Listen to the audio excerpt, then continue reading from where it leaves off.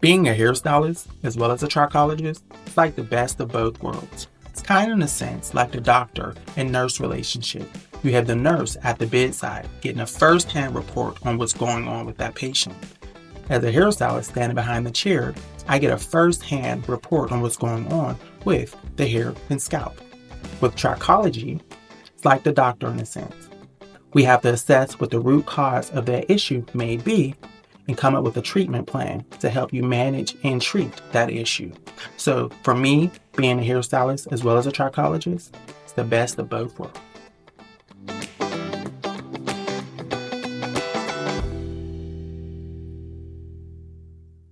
So, question number one is, why do I have dry scalp? Okay. So, we also divided these questions into categories because it made it easier for us to keep track of them and try to decipher and understand what exactly is this person asking. Because these questions were written out on a clipboard. We didn't really have full discussions with them, so we don't really understand what it is that you're trying to say. So, in our educated mind, we said, this is what I think she wants to know, or he wants to know. Right. So it says, so for me, I said, my first answer is, I don't know. you know. So I then follow up with, why do you feel as though you have dry scalp? Right? Most people often have an oil buildup that they associate with being dry because of the flakiness and itchiness. Dryness is usually not the case in this situation because people, and most people that we service are of African American descent.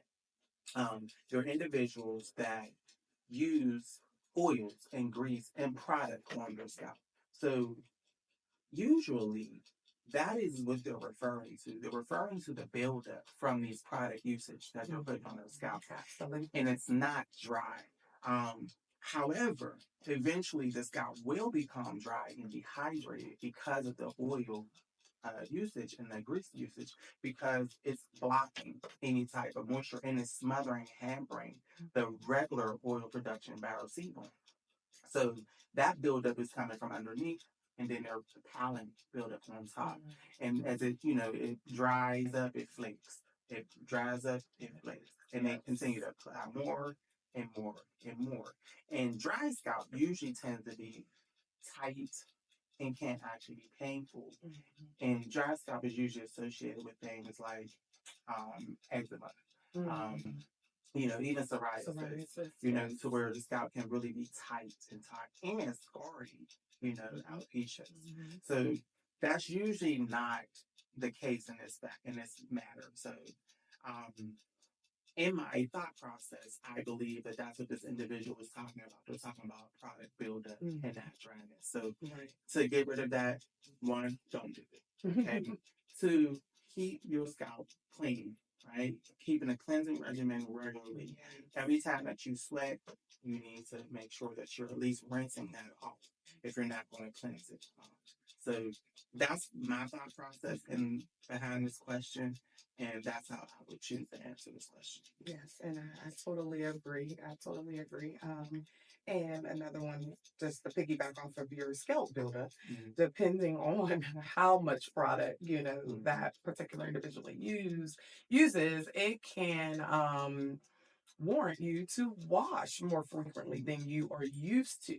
So, there's just a lot of fluctuating in between how much product you use and how often I need to cleanse that product off of my scalp to try not to get that buildup you were speaking on. Right. So nope, you hit it on the nail. So, but to piggyback on that part, because we usually service people, who wear braids and twists and locks, right? And it is a cultural custom to believe that dirty hair grows back.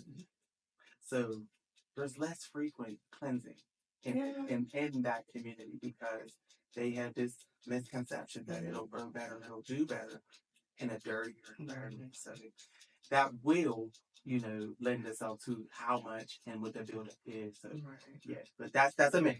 Right. So, Yes. myth busted. Oh.